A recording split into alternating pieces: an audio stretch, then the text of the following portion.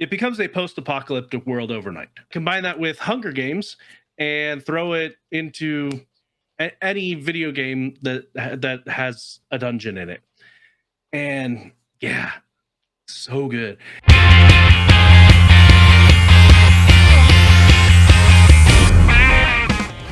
nerding out about? All righty then, going right in order. So we're gonna play the anime game. Here you got Dune Geo Crawler Co Arl. So that one is gonna be like kind of a knockoff on Dune, where there's weird cats and some adult material, but you read it anyway. I'm spot on. Yeah, so as part of Christmas, I got some gift cards for Amazon, and I used those to polish off the Dungeon Crawler Carl series. So I've got all the books, and I am done with all the books now. And yeah, good stuff. So when I had nerded out about it before, I had only consumed the first 2 books out of the 7 that are out right now. The 8th is coming out later this year. But yeah, no, I flew through the other 5, and it is quite the ride. Quite the ride indeed. Like I said before, it starts off kind of like Hitchhiker's Guide to the Galaxy, with a huge event happening that's gonna, basically destroy the world. It doesn't actually destroy the world, but it effectively it becomes a post-apocalyptic world overnight. And unlike Hitchhiker's Guide, where they got to get out of the way or be destroyed, and you can't really move a planet. So, and then it's combine that with Hunger Games and throw it into any video game that has a dungeon in it. And yeah, so good. And I've heard that it's supposed to end up being 10 books total. He said that might change, but right now, Matt Dinniman said that that's his plan, is 10 books. So theoretically, 3 more books are coming, which we'll see. He'll have to either Carl's going to have to get out of the dungeon, or he's going to have to start covering a lot more floors in these books, because it's supposed well, the dungeon is supposed to be 18 floors. Okay. And I'm trying to remember where they left off, but I want to say they're on floor 10 now after 7 books. And so gotcha.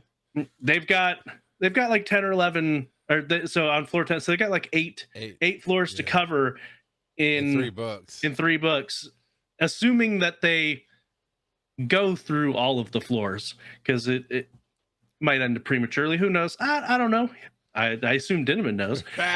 That'd be horribly funny that he just gets to book 10 and kills Carl, and that's it. He's like on floor 13 and he just dies. Yeah. You never know with this, because it's pretty brutal. There are characters that I'm like, I wonder how far they'll make it. And then it's like, nope, bye, peace out. And so it's just like, it's pretty brutal. I've never read Game of Thrones, but it kind of gives me those same vibes that very few people have plot armor. And yeah, well, because they started off with millions of people that entered the dungeon. And at this point, they're down to, I think it's like 30 or 40,000 people that are left out of the millions that initially went in. And so, yeah, it is quite the ride. It is definitely not for kids. Not even close. And I've said it before. Some of our listeners might be familiar with Botched, because we're friends with the people over there. Phil has been on here quite a bit. If you like Botched, you're gonna like Dungeon Crawler Carl. And yeah, it's very similar humor style, as botched, which means it is definitely not safe for kids. but And we yeah. had him on Parenting in the Digital Age with you. You were on the panel with Matt Dinniman. Yep. And he said multiple times that he has no idea why he was on that panel. He said as much on Reddit. He's fairly active on Reddit, on his own subreddit, the Dungeon Crawler Carl subreddit. Sure. And yeah, he was like, yeah, I don't know why I'm there. And it kind of showed in the panel itself. And I talked to Regina, and she thought it was a good idea to use him. And yeah, he was sent all the information ahead of time. He could have said no. He was fine, but it was you and the other panelists that did way better. And honestly, we would have done better in a smaller room anyway. But it was a cool moment. Joe's on stage with Matt Dinniman, so that's cool. Yep. So, but yeah, no, his books they're a fun ride. So cool. Everybody that I've ever heard picked up one of their books loves it. What the Dungeon Crawl. I just haven't gotten around to doing the audiobook. I might hear soon enough because I've been doing enough long distance trips with the ambulance that I ran out of podcasts for a second. That was weird. It's like it went silent after the podcast. Like, what's wrong? Did I lose signal? Whatever. And I tapped, the little app. But, oh, it's empty. I gotta go listen to music now.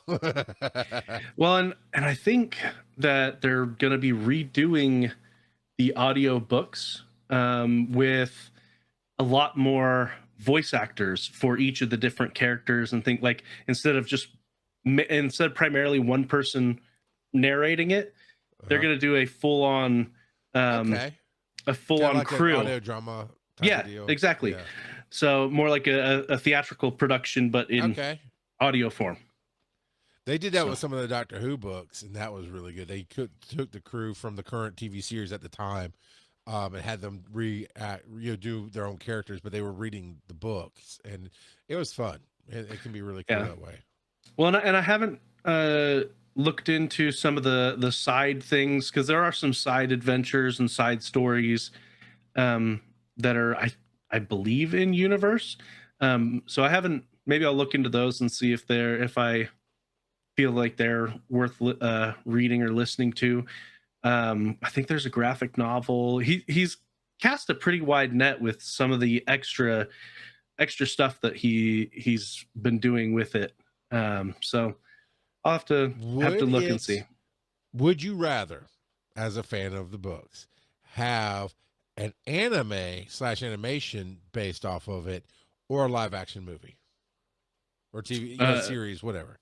Definitely animation. I think that it could portray it a lot better, because in order to do it well live action, they would have to have a really big CGI budget, and I don't have faith in them pulling that off. Or they get the cinematographer from the episode of Community where they did the paintball pillow forts, and they just do the whole thing that way. Because that was an epic episode. It was so good. Well, wasn't that the brothers who were part of Marvel? What were their names? Yes, it was. I forget their names too now. But yeah, nope, that's Matrix. Yeah, I don't remember. I believe you're correct. That's who directed that. Mine is a little just one. The Russos. Yeah, Russo brothers. I did watch, you talking about Dungeon Crawler Carl. I think you might enjoy the new Running Man. Watched it on whatever streaming service it's on right now. I forget. I have most of them in some package or another, right? But it was light. It's sweary. That's about it. Violent, but it very much is a dude trying to survive in the world like it's a dungeon. I mean, without it being a dungeon, right? It's just a real world, but it was fun. It was interesting.